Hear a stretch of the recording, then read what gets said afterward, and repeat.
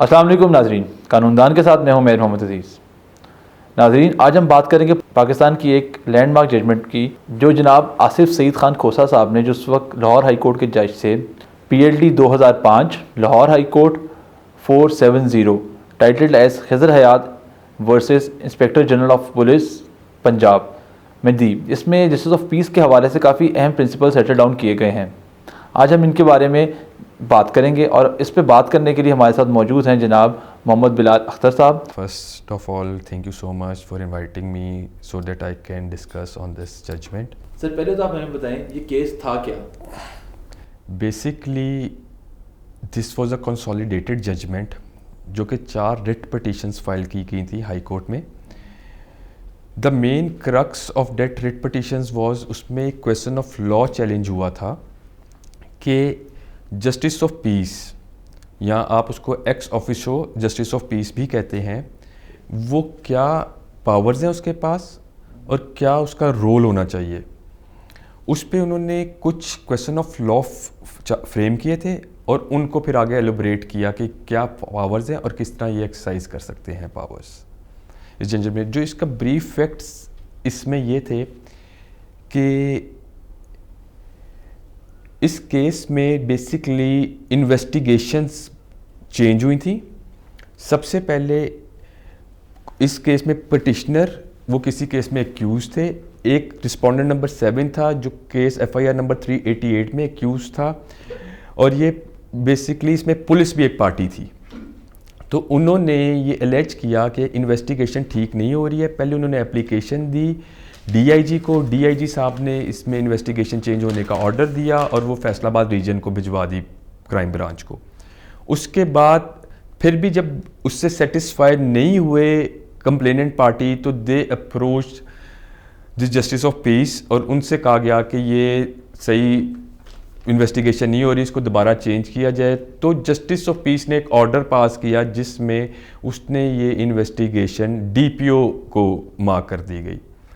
उसके खिलाफ जो करंट पिटिशनर था जिसके एग्रीव्ड था इस ऑर्डर से, वो रिट पिटिशन में आए और वो हाई कोर्ट में चैलेंज की, उसको ये कंसोलिडेटेड एक जजमेंट दी गई।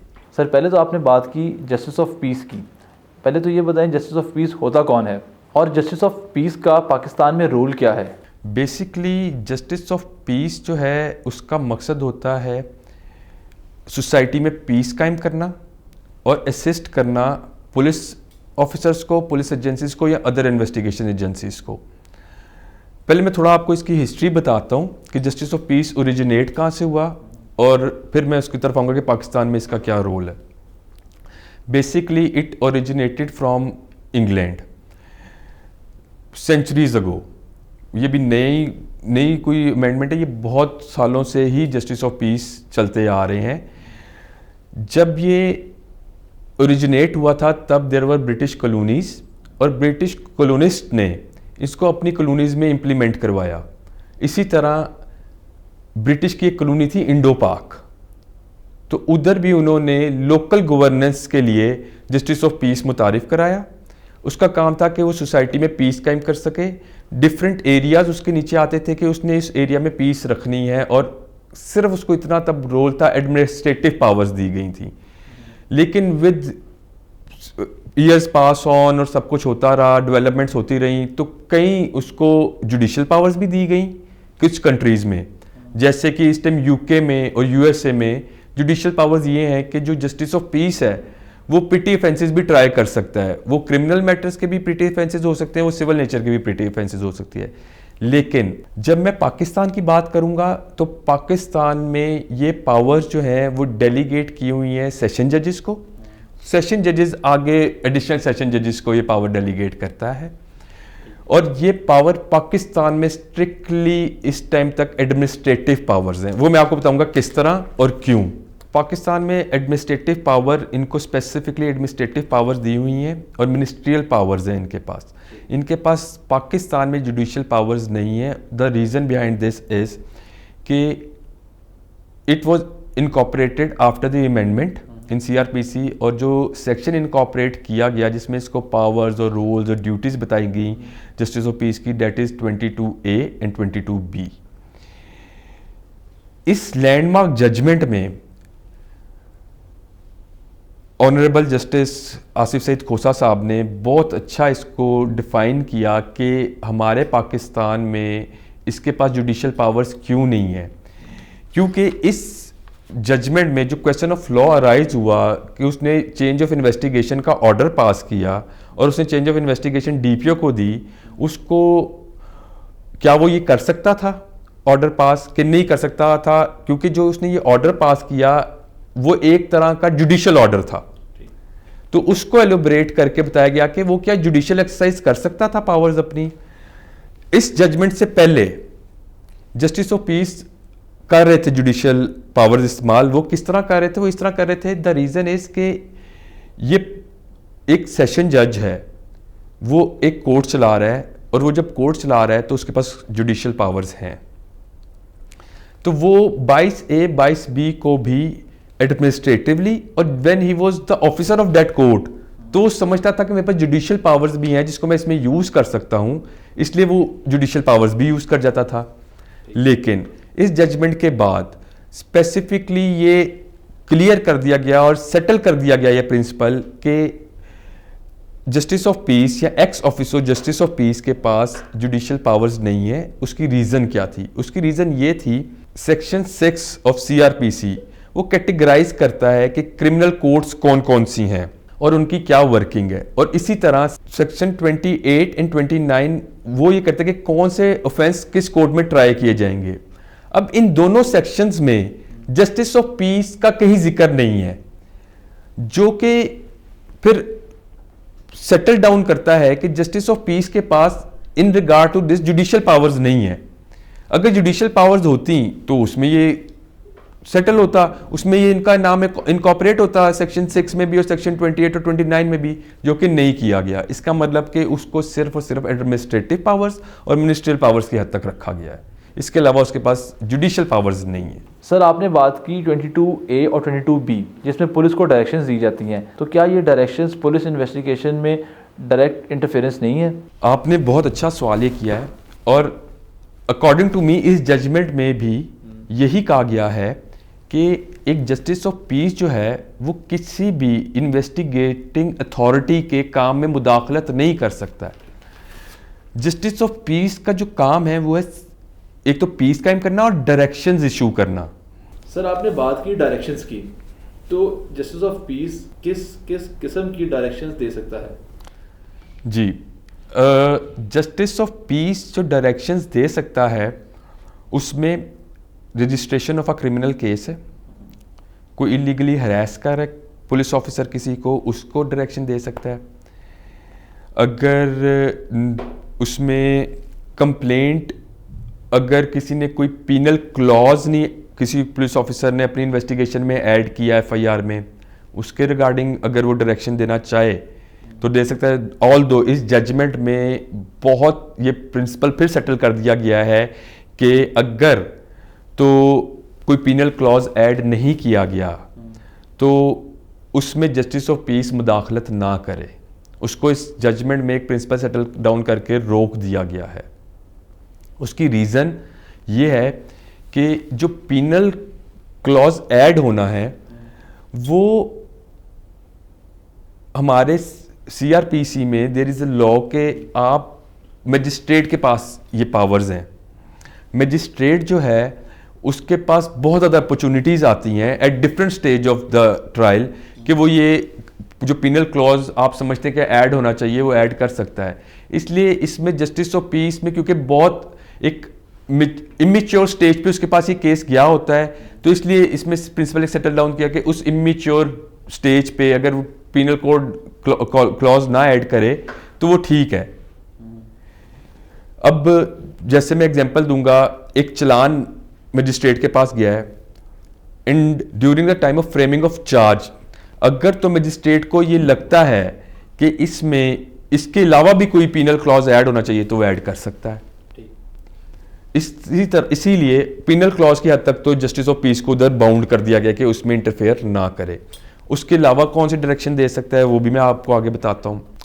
Complaints about unjustified harassment, complaints regarding registration of a case like FIR, complaints regarding failure to add proper penal provision, complaints about registration of a cross version of an accused, complaints about failure to arrest, complaints about the change of investigation, and finally इसमें जो एक और direction वो दे सकता है that is to submit the challan.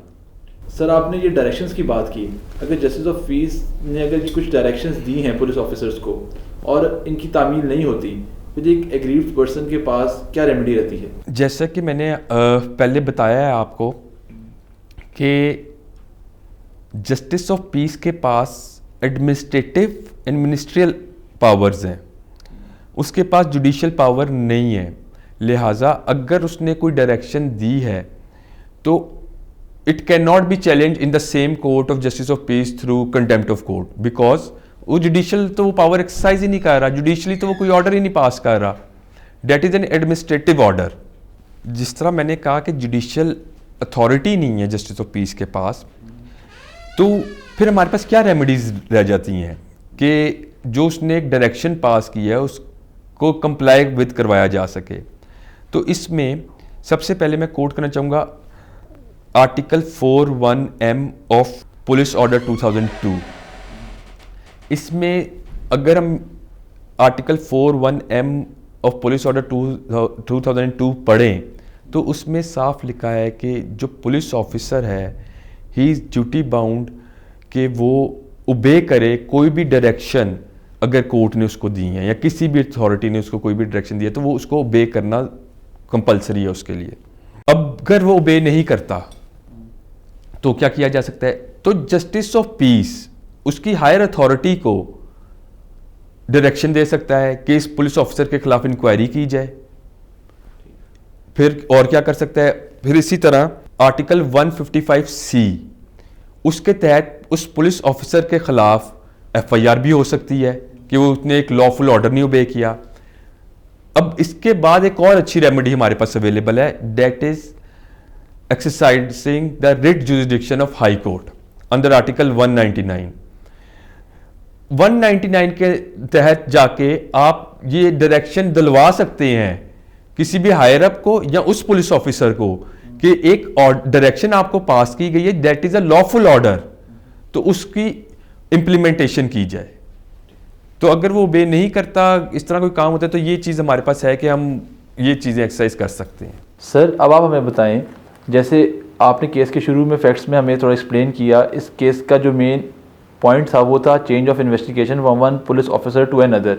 Sir आप हमें बताएं, क्या जस्टिस ऑफ पीस ये ऑर्डर कर सकता है कि इन्वेस्टिगेशन एक पुलिस ऑफिसर से चेंज होकर दूसरे पुलिस ऑफिसर को मार्क की जाए? जैसे कि मैंने बताया था, बेसिकली इस जजमेंट में ये क्लियर किया गया कि इन्वेस्टिगेशन जो चेंज होती है वो कौन कर सकता है और कैसे की जा सकती है।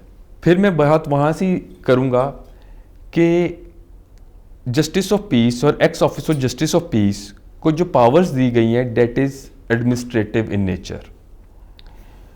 हमारी सुपीरियर कोर्ट्स को के पास पावर्स हैं that is judicial in nature, but superior courts जो है वो खुद कतराती हैं कि हम किसी भी केस इन्वेस्टिगेशन में ना पड़ें।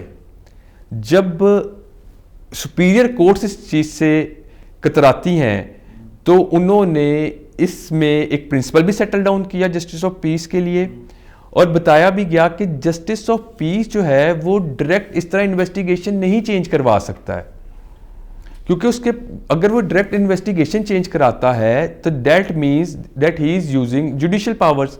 जुडिशियल पावर्स तो उसके पास है नहीं, तो वो क्या कर सकता है? इसमें जो पॉइंट है वो ये है कि अगर उसको लगता है, सबसे पहले तो देखें कि जब एक इन्वेस्टिगेशन चेंज करनी है, जो इन्वेस्टिगेशन ऑफिसर है उसके ऊपर कोई ना कोई एलिज तो करेंगे ना कि इसने ये हरकत की है जिसकी वजह से हम इन्वेस्टिगेशन चेंज कराना चाहते हैं। अमूमन हमारे इधर पाकिस्तान में होता ये है कि कोई किसी की बात नहीं सुन रहा, ये उसने कहा जी आप गिल्टी हैं, तो मैं जो जिसको गिल्टी का एक्यूज पर्सन को उसने कहा नहीं जी मैं सेटिस्फाइड नहीं हूं इस इन्वेस्टिगेशन से, तो मैं इन्वेस्टिगेशन चेंज करवाना चाहता हूं। बेसिकली द कॉन्सेप्ट इज कि जो एक इन्वेस्टिगेशन ऑफिसर है उसका काम ये नहीं है कि उसने कोई ओपिनियन रेंडर करना है। अगर वो अपनी इन्वेस्टिगेशन रिपोर्ट में ही लिख भी देता है कि ये गिल्टी है, that is not binding on court. Investigation officer का जो काम है that is to collect evidence, that is section 4(1) of police order 2002। उसमें साफ लिखा हुआ है कि एक जो इन्वेस्टिगेशन ऑफिसर है उसका काम है उसने एविडेंस कलेक्ट करना है that is related to that case. अगर वो एविडेंस सही कलेक्ट कर रहा है तो फिर इन्वेस्टिगेशन चेंज कराने की जरूरत नहीं है, लेकिन क्योंकि लोग डिससेटिस्फाइड होते हैं इससे, इसलिए वो कहते हैं कि इन्वेस्टिगेशन चेंज करनी चाहिए।